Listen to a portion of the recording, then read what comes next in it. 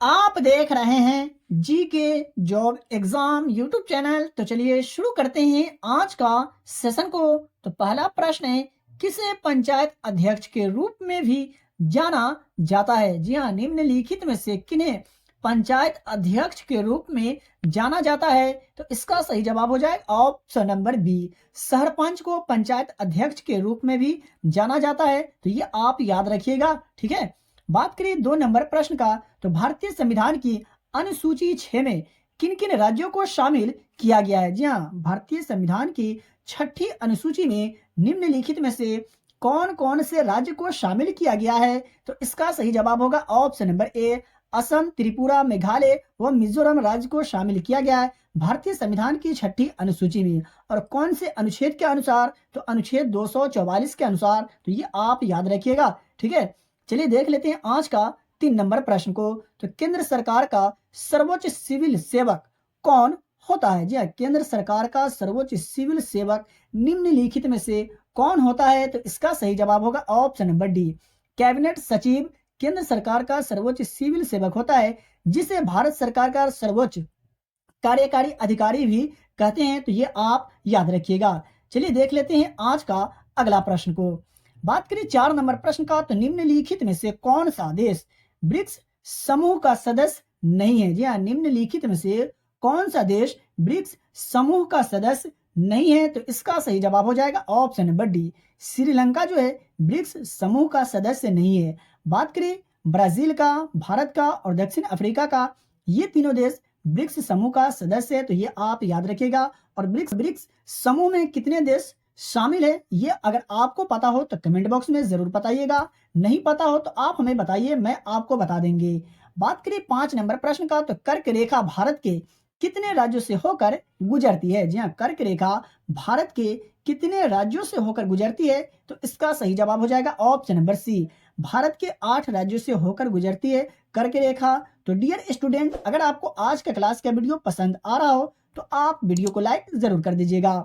बात करें 6 नंबर प्रश्न का, तो नीलगिरी पर्वत श्रृंखला कहाँ अवस्थित है? जी हाँ, नीलगिरी पर्वत श्रृंखला निम्नलिखित में से कहाँ अवस्थित है? तो इसका सही जवाब होगा ऑप्शन नंबर ए, तमिलनाडु राज्य में अवस्थित है नीलगिरी पर्वत श्रृंखला। चलिए देख लेते हैं आज का अगला प्रश्न को। बात करें 7 नंबर प्रश्न का, तो भारतीय वन सर्वेक्षण की स्थापना कब हुई? जी हाँ, भारतीय वन सर्वेक्षण की स्थापना किस वर्ष हुई? तो इसका सही जवाब की अगर बात करें तो ऑप्शन नंबर सी सही जवाब हो जाएगा। वर्ष 1981 में भारतीय वन सर्वेक्षण की स्थापना की गई थी। डियर स्टूडेंट, नंबर प्रश्न का, तो बांदीपुर राष्ट्रीय उद्यान कहाँ स्थित है? जी हाँ, बांदीपुर राष्ट्रीय उद्यान नेशनल पार्क जो है निम्नलिखित में से कौन से राज्य में स्थित है? तो इसका सही जवाब हो जाएगा ऑप्शन नंबर सी, कर्नाटक राज्य में स्थित है बांदीपुर राष्ट्रीय उद्यान। डियर स्टूडेंट, अगर आप हमारे चैनल पर पहली बार विजिट कर रहे हैं या हमारा वीडियो आप तक पहली बार पहुंचा है तो चैनल को सब्सक्राइब करके बेल आइकन को प्रेस कर लीजिएगा, क्योंकि यहाँ आपको काफी महत्वपूर्ण प्रश्न बताए जाते हैं, पढ़ाए जाते हैं और यहाँ से प्रश्न आपको अपने एग्जाम में देखने को जरूर मिलेंगे। बात करें 9 नंबर प्रश्न का, तो हड़प्पा सभ्यता के बारे में कौन सा कथन सही है? जी हाँ, निम्नलिखित में से कौन सा कथन सही है हड़प्पा सभ्यता के बारे में? ये आपको पढ़ करके पहचान करके बताना है। तो अगर आपने चुना है ऑप्शन नंबर सी तो बिल्कुल सही जवाब है, पशुपति उनके द्वारा पूजा की जाती थी। किनके द्वारा? नंबर प्रश्न का, तो नंदा देवी पर्वत किस राज्य में है? जी हाँ, नंदा देवी पर्वत निम्नलिखित में से कौन से राज्य में है? तो इसका सही जवाब हो जाएगा ऑप्शन नंबर डी, उत्तराखंड राज्य में नंदा देवी पर्वत। तो ये आप याद रखिएगा। बात करें आज का 11 नंबर प्रश्न का, तो पहली बार पंडित जवाहरलाल नेहरू को किस वर्ष कांग्रेस पार्टी के अध्यक्ष चुने गए थे? जी हाँ, पहली बार पंडित जवाहरलाल नेहरू को किस वर्ष कांग्रेस पार्टी के अध्यक्ष के रूप में चुने गए थे? तो इसका सही जवाब हो जाएगा ऑप्शन नंबर ए, वर्ष 1929 में पंडित जवाहरलाल नेहरू को कांग्रेस पार्टी के अध्यक्ष के रूप में चुने गए थे। तो ये आप याद रखें। बात करें अधिक जानकारी की, तो वर्ष 1929 में लाहौर में आयोजित कांग्रेस अधिवेशन में जवाहरलाल नेहरू ने पहली बार कांग्रेस के अध्यक्ष बने थे और उनके पिता मोतीलाल नेहरू वर्ष 1928 में कांग्रेस के अध्यक्ष थे। ये भी आप याद रखिएगा। चलिए देख लेते हैं आज का अगला प्रश्न को। बात करें 12 नंबर प्रश्न का, तो लोधी वंश ने किस वर्ष शासन किया? जी हाँ, लोधी वंश ने किस वर्ष तक शासन किया? तो इसका सही जवाब हो जाएगा ऑप्शन नंबर डी, 1451 से 1526 तक लोधी वंश ने शासन किया। और वे सैयद वंश के उत्तराधिकारी भी बने, ये भी आप याद रखिएगा। साथियों मैं आपको बताते चलूं, आपको डेली के क्लास के वीडियो का जो पीडीएफ होता है आपको फ्री में दिया जाता है रिवीजन करने के लिए। बात करें 13 नंबर प्रश्न का, तो ब्राजील के कंपोस और वेनेजुएला के लानोस किसके उदाहरण है? जी हाँ, ब्राजील के कंपोस और वेनेजुएला के लानोस जो है निम्नलिखित में से किसका उदाहरण है? तो अगर आपने चुना है ऑप्शन नंबर सी तो बिल्कुल सही जवाब है। उष्णकटिबंधीय घास स्थल के उदाहरण है ब्राजील के कंपोस और वेनेजुएला के लानोस, तो ये आप याद रखिएगा। चलिए देख लेते हैं आज का अगला प्रश्न को। बात करें 14 नंबर प्रश्न का, तो निम्नलिखित में से किसने 1920 में प्रथम अखिल भारतीय ट्रेड यूनियन कांग्रेस का निर्माण किया था? जी हाँ, निम्नलिखित में से किसने वर्ष 1920 में प्रथम अखिल भारतीय ट्रेड यूनियन कांग्रेस का निर्माण किया था? तो इसका सही जवाब हो जाएगा ऑप्शन नंबर सी, एन.एम. जोशी ने वर्ष 1920 में पहली बार अखिल भारतीय ट्रेड यूनियन कांग्रेस का निर्माण किया था। तो ये आप याद रखिएगा। यहां से आपका दो प्रश्न कवर हो रहे, एक तो ये कि कब अखिल भारतीय ट्रेड यूनियन कांग्रेस का निर्माण किया गया, तो 1920 में, और किसने किया, तो एन.एम. जोशी ने। आई होप कि आपको समझ में आ गया होगा। तो चलिए देख लेते हैं आज का अगला प्रश्न को। बात करें 15 नंबर प्रश्न का, तो 8वीं पंचवर्षीय योजना की समय अवधि क्या थी? जी हाँ, 8वीं पंचवर्षीय योजना की समय अवधि क्या थी, यानी कार्यकाल क्या था, ये आपसे पूछा जा रहा है। तो इसका सही जवाब हो जाएगा ऑप्शन नंबर डी, वर्ष 1992 से 1997 तक 8वीं पंचवर्षीय योजना का कार्यकाल रहा। तो ये आप याद रखें।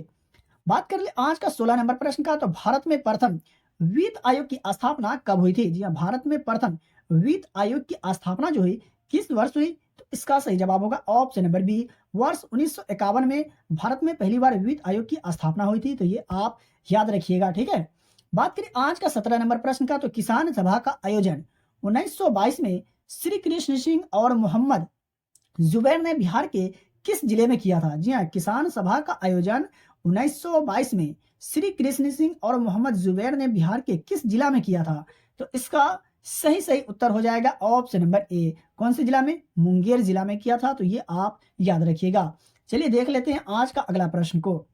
बात कर ले आज का 18 नंबर प्रश्न का, तो कोसी नदी निम्नलिखित में से किसकी सहायक नदी है? जी हाँ, कोसी नदी जो है निम्नलिखित में से किसकी सहायक नदी है? तो इसका सही जवाब हो जाएगा ऑप्शन नंबर डी, गंगा की सहायक नदी है कोसी नदी। और बिहार का शोक किस नदी को कहा जाता है? तो कोसी नदी को। ये भी आप याद रखिएगा क्योंकि यहां से प्रश्न एग्जाम में पूछा जाता है। बात कर ले आज का 19 नंबर प्रश्न का, तो पटना मेडिकल कॉलेज की स्थापना किस वर्ष की गई? जी हाँ, पटना मेडिकल कॉलेज की स्थापना किस वर्ष की गई? तो इसका सही जवाब होगा ऑप्शन नंबर ए, वर्ष 1925 में पटना मेडिकल कॉलेज की स्थापना की गई। और पटना जो है कौन सी नदी के किनारे स्थित है? तो गंगा नदी के किनारे। ये भी आप याद रखिएगा। और पटना किस राज्य की राजधानी है? तो बिहार के। मैं आशा करता हूं कि ये तो आप सभी लोगों को जरूर पता होगा। बात कर ले आज का 20 नंबर प्रश्न का, तो भारत में प्रथम पंचवर्षीय योजना में सर्वोच्च प्राथमिकता क्या थी? जी हाँ, भारत में प्रथम पंचवर्षीय योजना में सर्वोच्च प्राथमिकता क्या थी? तो इसका सही उत्तर हो जाएगा ऑप्शन नंबर ए, कृषि जो है। भारत में प्रथम पंचवर्षीय योजना में सर्वोच्च प्राथमिकता थी किसे? कृषि की। तो ये आप याद रखिए। और बात कर ले प्रथम पंचवर्षीय योजना का कार्यकाल का, तो 1951 से 1956 तक इसका कार्यकाल रहा। ये भी आप याद रखिएगा क्योंकि यहाँ से भी एग्जाम में प्रश्न पूछे जाते हैं। बात करें आज का 21 नंबर प्रश्न का, तो सूर्य के प्रकाश को पृथ्वी तक पहुंचने में कितना समय लगता है? जी हाँ, सूर्य के प्रकाश को पृथ्वी तक पहुंचने में कितना समय लगता है? तो इसका सही जवाब हो जाएगा option number D, 8 minute 16.6 second लगते हैं सूर्य के प्रकाश को पृथ्वी तक पहुंचने में। तो ये आप याद रखिएगा, बिल्कुल भी कंफ्यूज नहीं होना है। बात करें 22 नंबर प्रश्न का, तो सौर भट्टी में प्रयुक्त दर्पण का प्रकार कौन सा है? जी हाँ, सौर भट्टी में प्रयुक्त दर्पण का प्रकार जो है निम्नलिखित में से कौन सा है? यानी सौर भट्टी में कौन से दर्पण का प्रयोग किया जाता है, ये आपसे पूछा जा रहा है। तो इसका सही जवाब हो जाएगा ऑप्शन नंबर बी, अवतल दर्पण सौर भट्टी में प्रयुक्त दर्पण का प्रकार है। तो ये आप याद रखिएगा। चलिए बढ़ते हैं अगले प्रश्न की ओर और देखते हैं आज का 23 नंबर प्रश्न को। तो नियॉन का परमाणु क्रमांक क्या है? जी हाँ, नियॉन का परमाणु क्रमांक क्या है? तो इसका सही जवाब हो जाएगा ऑप्शन नंबर बी, 10 नियॉन का परमाणु क्रमांक होता है। और बात करें आज का 24 नंबर प्रश्न का, तो प्रकाश की चाल निम्नलिखित माध्यमों में से किसमें अधिकतम होती है? जी हाँ, प्रकाश की चाल निम्नलिखित माध्यमों में से किसमें अधिकतम होती है? तो इसका सही जवाब की अगर बात करें तो ऑप्शन नंबर सी सही जवाब हो जाएगा, निर्वात में प्रकाश की चाल अधिकतम होती है। तो ये आप याद रखिएगा। चलिए देख लेते हैं आज का 25 नंबर प्रश्न को। तो प्रकाश के विद्युत चुंबकीय प्रकृति की खोज किसने की? जी हाँ, प्रकाश की विद्युत चुंबकीय प्रकृति की खोज निम्नलिखित में से किसने किए थे? तो इसका सही जवाब हो जाएगा ऑप्शन नंबर सी, मैक्सवेल ने प्रकाश की विद्युत चुंबकीय प्रकृति की खोज किए थे। और बात कर ले आज का 26 नंबर प्रश्न का, तो साइट्रिक अम्ल का रासायनिक सूत्र क्या होता है? जी हाँ, साइट्रिक अम्ल का रासायनिक सूत्र क्या होता है? तो इसका सही जवाब होगा option number B, C6H8O7 citric अम्ल का रासायनिक सूत्र होता है, तो ये आप याद रखिएगा।